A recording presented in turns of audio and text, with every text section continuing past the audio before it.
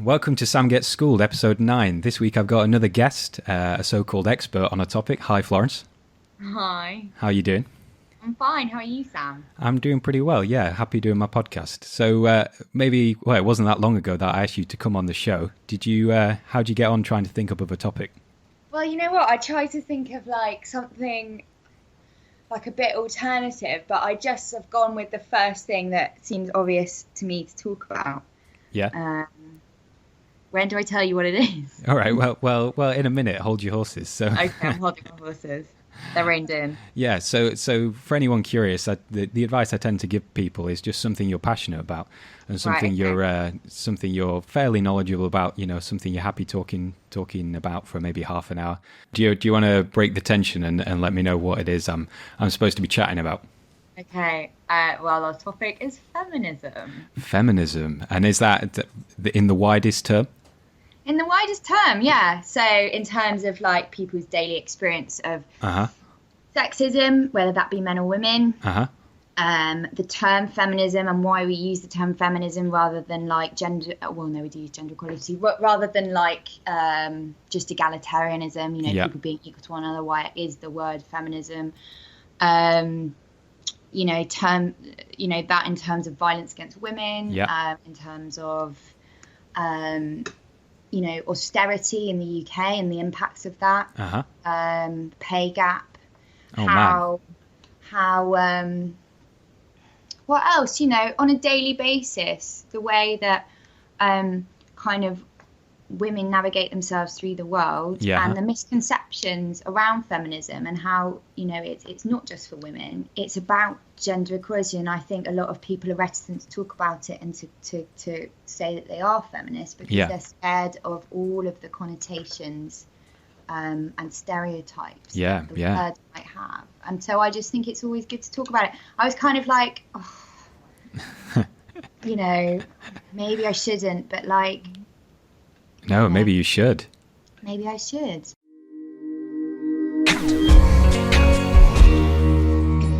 All right, welcome back. Hi, Florence again. Hi, Sam. So I did a little bit of research. Seems to be a fairly interesting topic.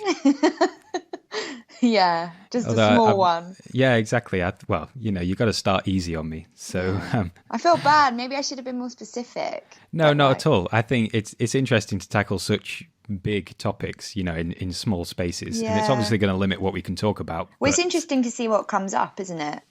Yeah, of course. And I think actually my first question or kind of concept to talk about is how do you define feminism, and are there different kinds of it or different brands of it, and where does it reach to? I know that's a very wide topic, but what even is it? Well, feminism, so how I understand it, everyone has, I think, maybe it's different taken it, but and there's no one brand of it. That's the great thing about it. But essentially it is, if I say I'm a feminist, I say I believe in equality between men and women. I don't think that women are better than men. I think that men and women are equal. And the why it is called feminism rather than equality is because I'm sure you would recognize that there is inequality between men and women currently, in different variations all over the world, in England and elsewhere. And that's why there has to be the femme at the beginning, because femme indicates that the balance leans in favorably towards women. And that's why we say it's feminism rather than just, equality in a wider sense. Although essentially the terms are interchangeable. Yeah, they are interchangeable, exactly. But it's important to say feminism rather than equality, I think. Yeah.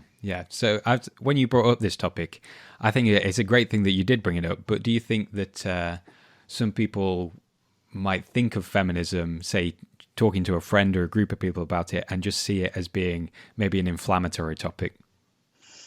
Yeah, I think, a lot of, people are told to, calm down and all of this bollocks. It's all over the news. Yeah, I think that I've got a kind of obviously the media does feminism a lot of favors, but I also think it does it a lot of injustices. I think it's not an inflammatory topic. I think a lot of the thing is, on the one hand, like women who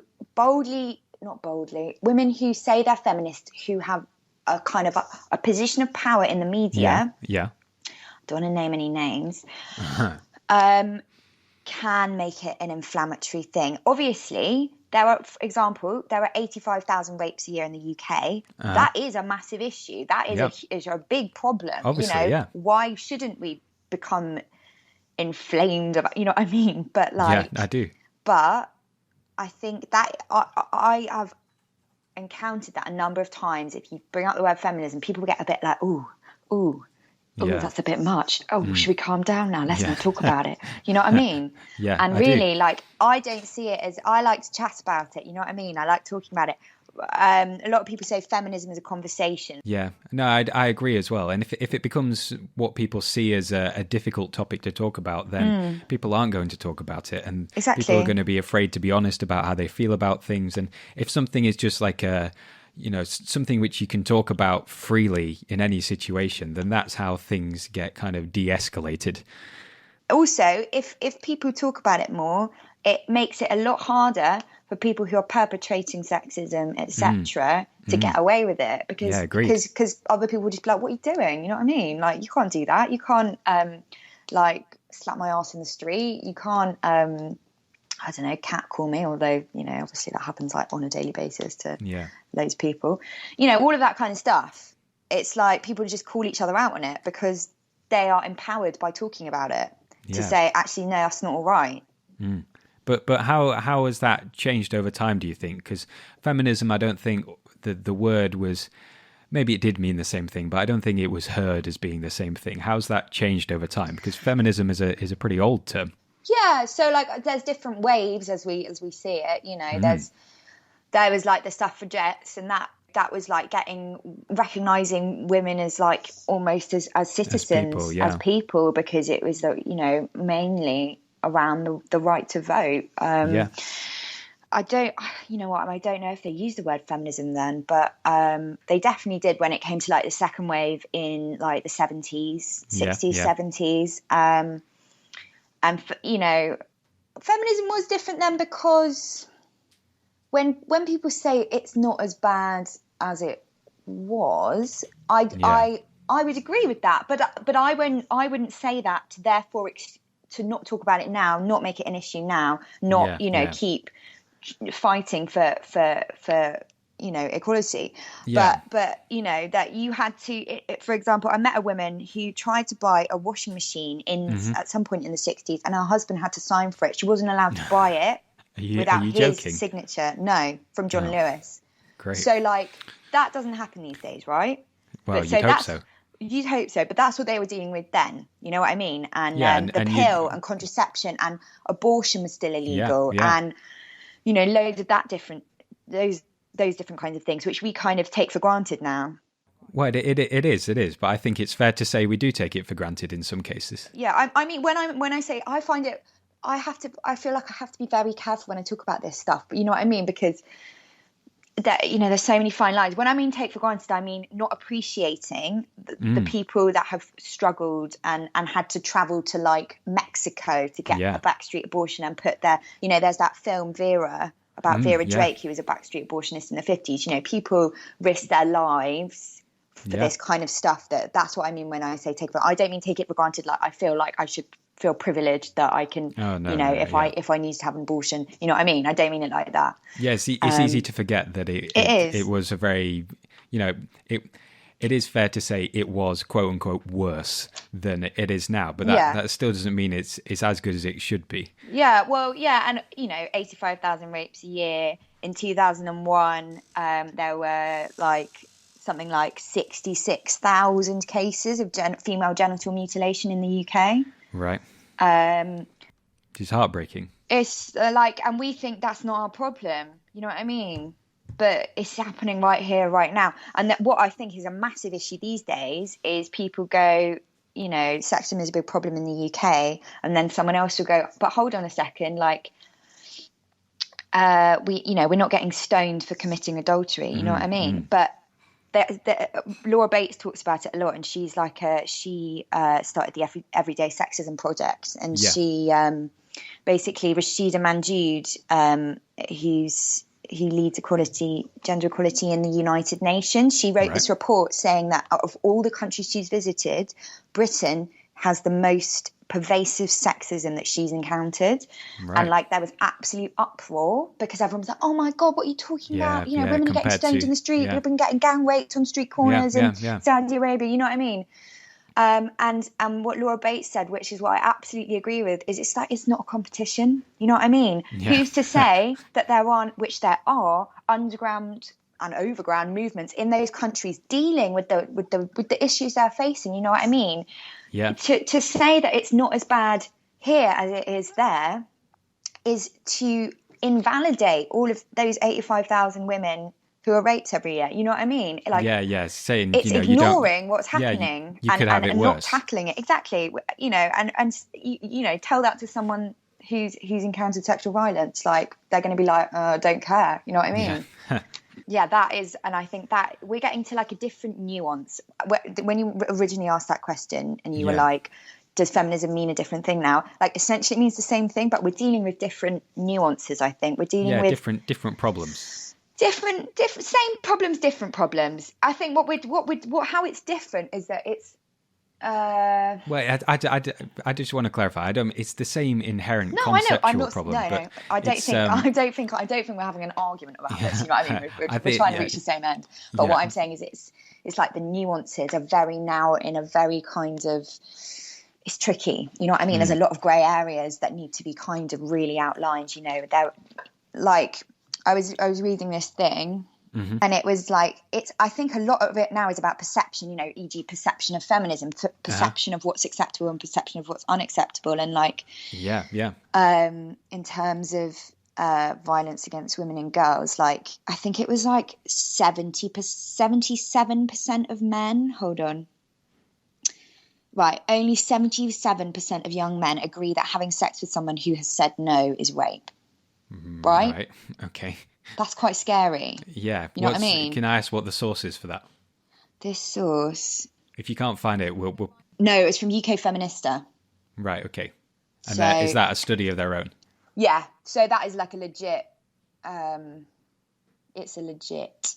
All right. Well, pass me on the link for that, and we'll pop it in at the end of the video. Sure. Okay. So I think one of the inherent... I don't want to say problem, but clearly a factor of talking about feminism is that already in the 11 minutes or so that we've been talking, we've covered like this enormous range of different topics, including kind of actual acts of feminism, or acts of feminism, you know what I mean? The good sides and the bad sides, and how it's supposedly worse here or better there, and statistics and figures, but it's a whole kind of ladder, it's a whole scale, and it's all pervasive, and it doesn't necessarily mean that because someone's not getting raped, therefore it's not something that should be focused on in that particular area. It's a sliding scale. And I think the fact that things have become slightly more grey in recent years, and I don't really hold too much experience of that because I haven't been around for that many years, but I think if anything, that I'm being hopeful is a sign of progress, in that as things get more and more nuanced and more subtle, and therefore more complicated, hopefully that's a sign that we're ruling out the kind of big, obvious discriminations. Well, I don't know. I mean, I would be hopeful too, but like for example, like the Fawcett Society, who like they campaign against the gender pay gap. Like they say that actually the gender pay gap has got bigger by about 30% in the past 10 years. So, you know, in some ways stuff is getting better, but it's also getting worse. You know what I mean? Like, and when Rashida Manjud talked about the pervasiveness of sexism, like I think a big problem now is that, as I said before, people are like, it's not as bad as it was, and therefore they stop talking about it, and therefore it goes underground, and therefore it gets worse. You know what I mean? Like, I just think we can never say it's all right, not in a negative way, and not in a defeatist way, but it's something that always has to keep moving and changing, and people need to keep talking about it, keep thinking like, is is this all right? Is this not all right? You know, because there are so many, as I've grown up, there's so many things that I used to think were perfectly fine, and there would be things that I do, and then I'd be like, and you know, 5 years later, I'm like, oh my God, like I was so misinformed because of the society I live in, about these were actually questions I was going to save for the end, but you've stumbled across them already. And that no, not at all. It's good that you're progressing and thinking this way. But I was going to ask exactly what you thought had changed within your own personal experience of your life, and also if you'd ever think we'd reach a time in human history where we wouldn't need feminism. Oh, tricky. Well, like my I don't know, like I've been empowered by feminism. Like feminism has helped me survive. My experience of sexism and of prejudice hasn't been great. I have experienced it. I feel like I wrote on my blog. I wrote about, like, when I was a kid, right? I was like, I'd be wearing like a Spice Girls crop top one day and like wearing like boys' clothes the next. Like I really didn't think about gender, and like I hung out with loads of boys at nursery, and like I used to prefer using the boys' toilets because I liked hanging out with them. You know what I mean? And then I went to an all-girls school, and and I don't know, like and that was all right. Like all my mates are lovely. I'm still mates with them. They're they're like my family, but I sort of feel like now that I fell into kind of a trap of being a certain way and not having the self-esteem and the self-worth that other people might have had to think, actually, no, I'm going to be myself. You know what I mean? Like, you know, I wore, some of the stuff I wore, I would never wear now. And, like heels and really tight dresses and like going after boys all the time. And, obviously like sexuality wise, like that's been a big deal for me. So, and but at the same time, it's that classic thing. Obviously, like I came out like recently, and people, there's that classic thing of like you become a feminist and then you become a lesbian, and like that's just so not true. It's just not true. Like I was always a lesbian. I just like lived in a very heteronormative world, and it's a spectrum, and like whatever, No, that's a nice lead in, and also I loved your subtle plug for your blog. Yeah, I wasn't trying to plug it. I wasn't. It's just like I literally had just talked about this and that, like this, like looking back at my experience, and I just like I felt really sad for a long time, to be honest, because I just thought I just wasn't myself for a long time. I feel in many ways, and I could have been, but like at least I can be now, and that is the direct result of engaging with feminist writing. People who talk about feminism, people who say, it's all right to be who you are, people who say you don't need to look a certain way to be, because I thought for a long time, like, because people told me I was, I remember I said to my mum when I was about 15, I was like, Mum, I think I'm a lesbian. She was like, no, you're not. She was like, but you're like really girly. And I was like, all right, then fine, I'll just not be one. Yeah, I can't remember what we're talking about. But no, it's fine. Yeah, I think you stumbled across a good topic in that you mentioned that it's a spectrum, sexuality, and how people identify themselves. Are transgender rights and gay rights the same as feminism? Oh, are transgender rights and gay rights the same as feminism? No, I mean, they're not. They're not. I think for me, like, as a lesbian, like sexism is very much wrapped up in that, and I've sadly encountered quite a lot of homophobia since I've come out, right? And a lot of that has been around people saying, literally, I can count like on one hand, and that sounds like it's not many, but like men have said to me, where's your boyfriend? And I'm like, I don't have a boyfriend. They're like, why not? And I'm like, I'm a lesbian. And they're like, but you're too pretty to be a lesbian. Oh, yeah. And then on the flip side, I walked down the street and dressed in, perhaps a different way. Yeah. And people have literally shouted lesbian at me in the street. Right. And it's like either it's used as an accusation or it's, it's like you haven't met the right guy yet. You know what I mean? And I want to be like, mate, like, I've had, the right guy's a woman. The right guy is a woman. Yeah. And I think so in terms of like that is sexism, because you know, it's like because I'm a woman, therefore I'm designed to be with a man. You know what I mean? That sort of thing. And like, you know, they're entangled, and you know, female sexuality is designed to work around a man, and female beauty is designed to please a man, and like that's just bollocks. Transgender rights, more, I mean, I'm not an expert because I'm not transgender.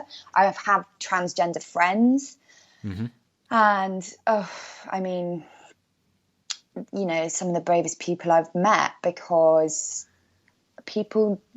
a lot of people find it very uncomfortable because, you know what was that film with Eddie Redmayne? I'm not going to be able to help you. It was about, so it was like the first person to go through a transition. Right. And he was like, I can't remember the name of what his identity. Basically, it's like, I'm not him, I'm her. Yeah. That's who I am. And that's when it, you know, obviously I've spoken to my transgender friends and all of this, but that's how it is. It's like you're literally in the wrong body. You know what I mean? And I can't even think of anything to say in terms of that. You know what I mean? But all I know is that there is a lot of prejudice. Absolutely. The gender clinic in Charing Cross, you wait 5 years for an appointment to be reassigned to your true identity. That's very sad, and it's distressing.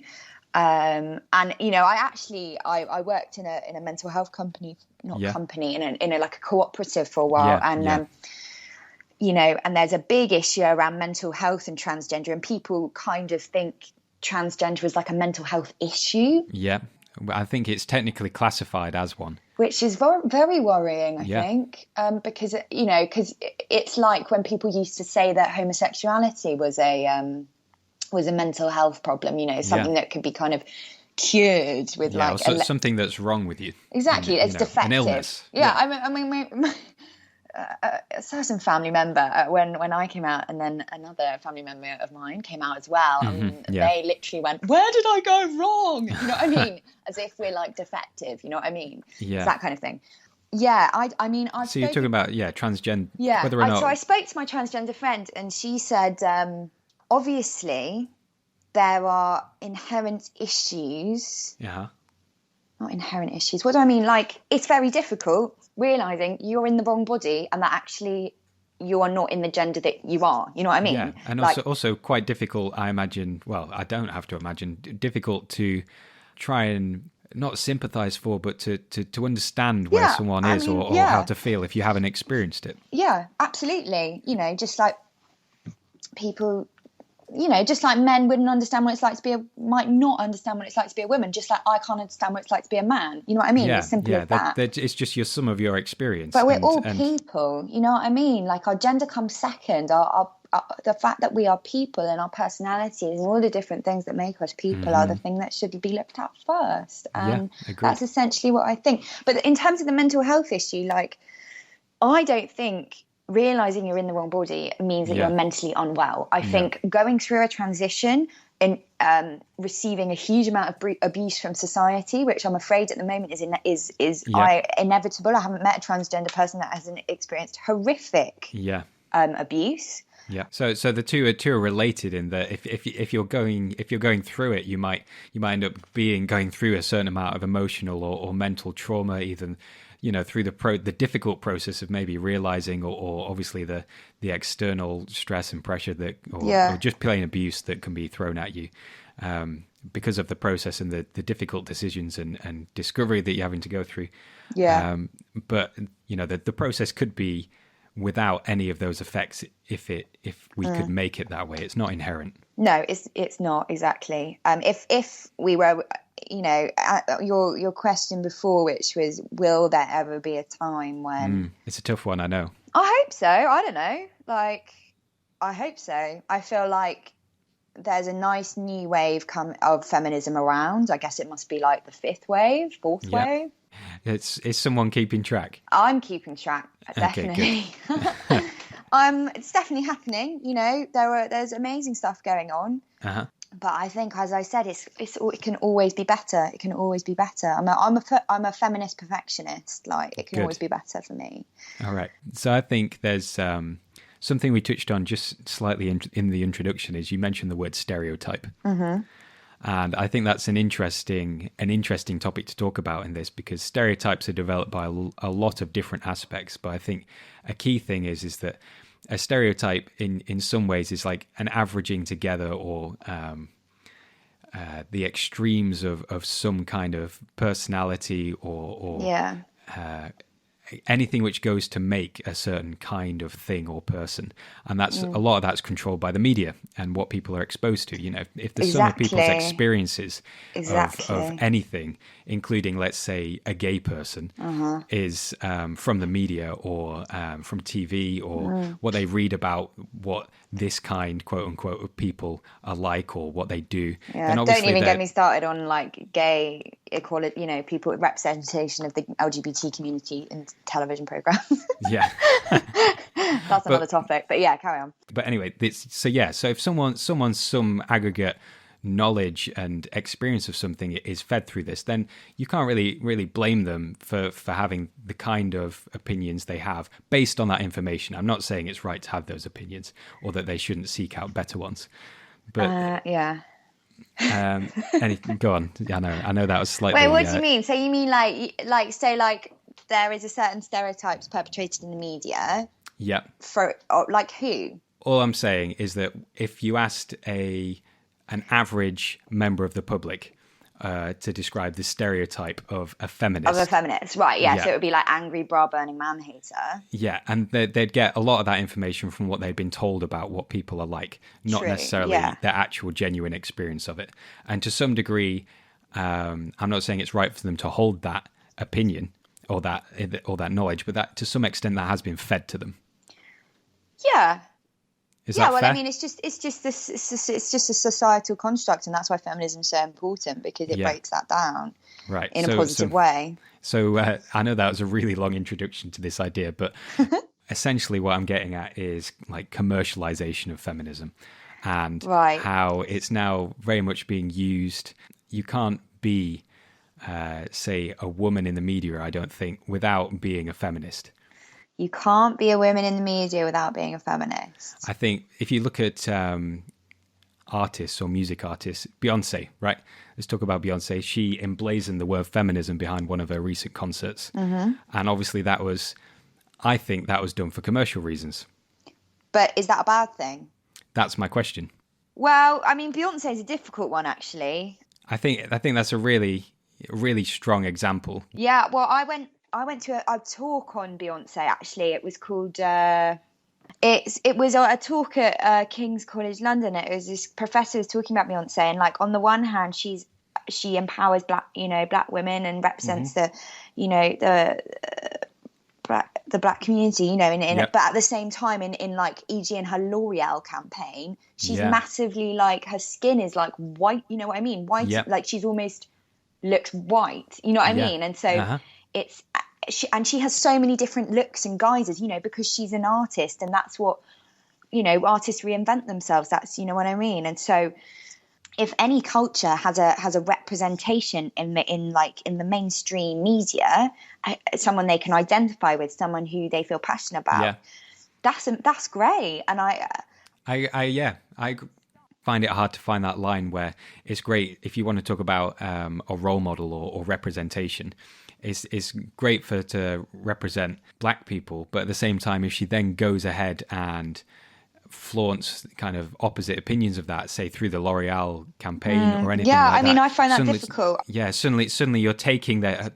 She's been trusted to some extent with this identity and representation, but then at the same time, that's now entirely hers to do with whatever she wants, and she can take that and almost kind of ruin it. Yeah, well, but then who are we to say, like, because I'm not black, you know what I mean? There's this thing I came across recently called white splaining, where like white people like, it's great that, you know what I mean? Like they basically just like explain like why this is racist and like why this is bad, and like actually like I don't think anyone can. But like I can't myself represent the black community, you know what I mean? Because I'm not black. So can anyone though? Yeah.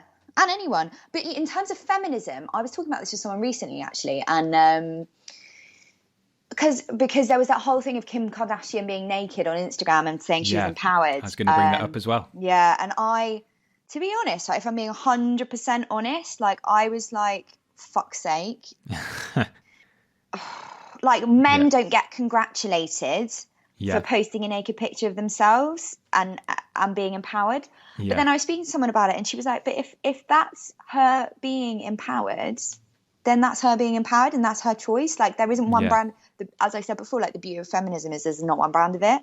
But my concern is what we were talking about in terms of, like, me growing up and, like, wearing my short dresses and my, you know what I mean, and all of that stuff. And, you know, Kim Kardashian's on her journey, you know what I mean? Yeah, like, it's difficult, though, because as a role model, she's on her journey. Exactly, she's a role model. That's what makes me upset. if she decides that doing those kind of things empowers her, then that's great for her. I've got absolutely no problem with that from her perspective. But the issue is that she does have millions of people watching her, millions of people whom perhaps will get their definition of being empowered from her.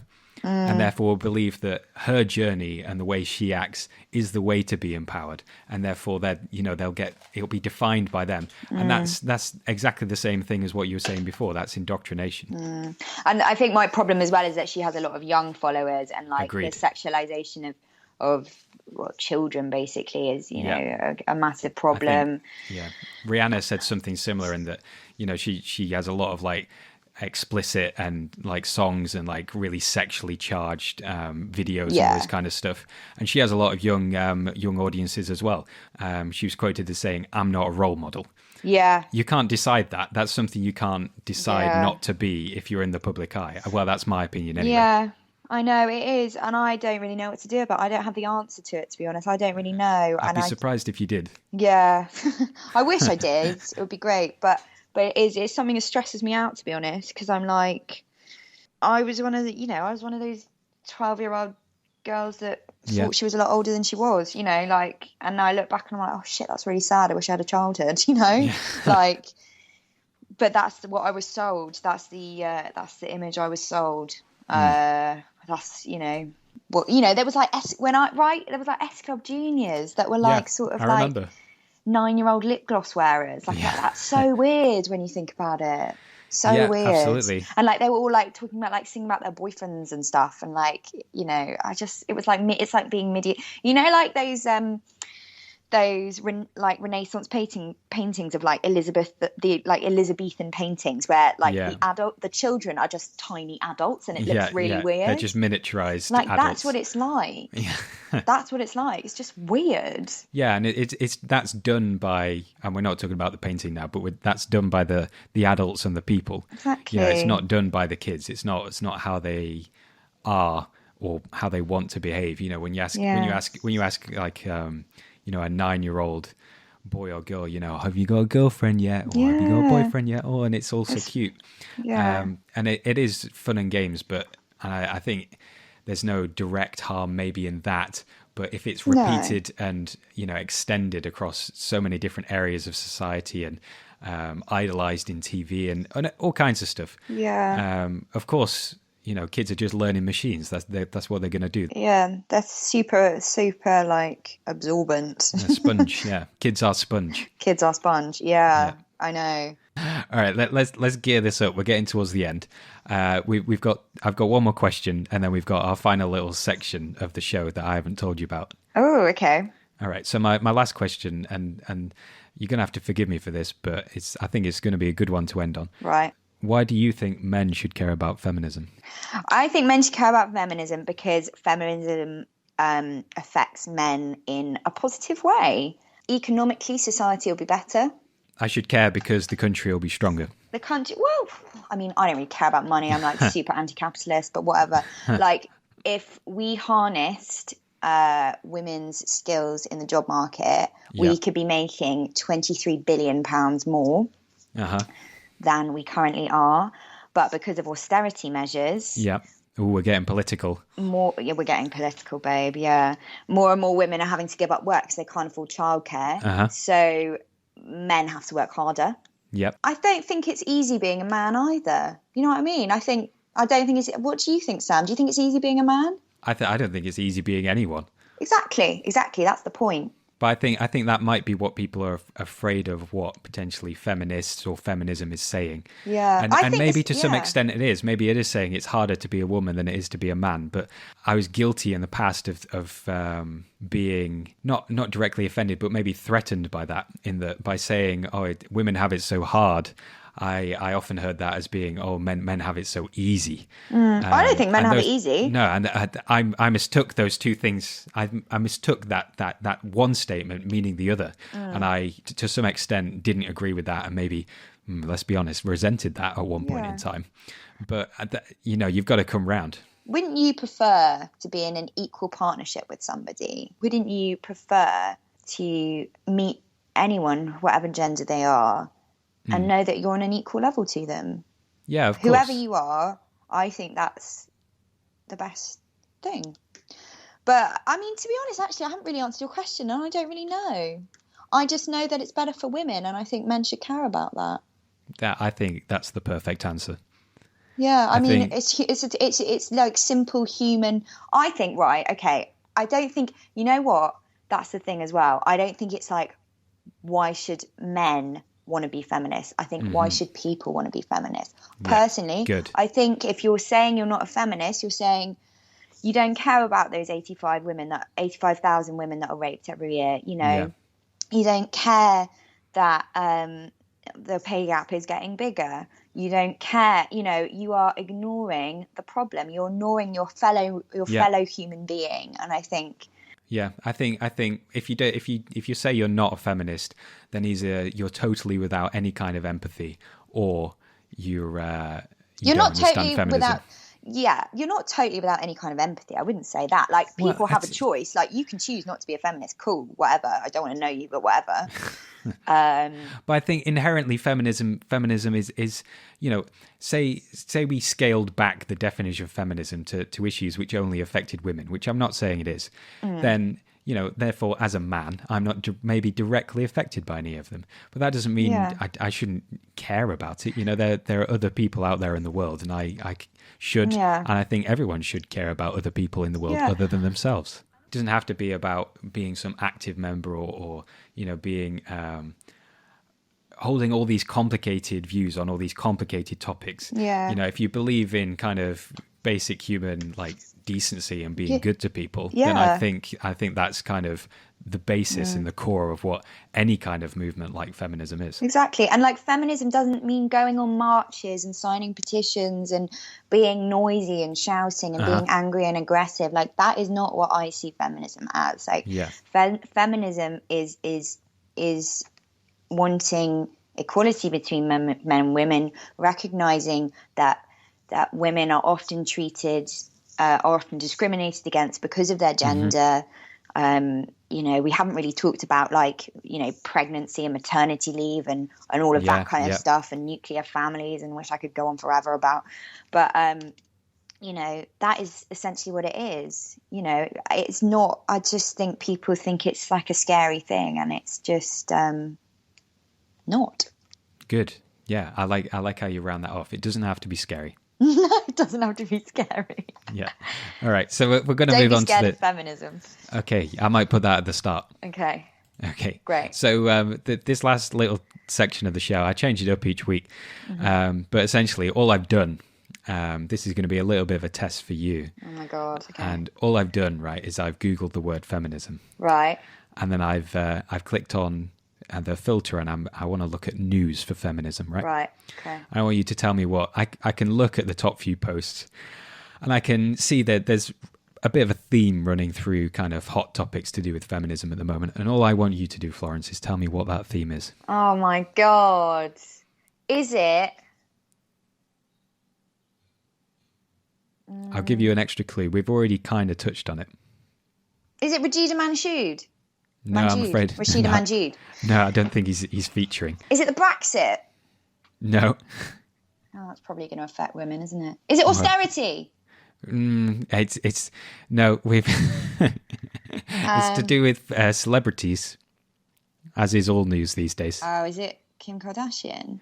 Yeah, among other things, it's Kim Kardashian, Okay, here Read we've it got... to me. Hit me, baby. Yeah, feminism is not keeping up with a naked Kardashian. But I think, everyone's entitled to their own opinions and directions with these things. But when it comes down to it, some people have more power in influencing other people than maybe I do.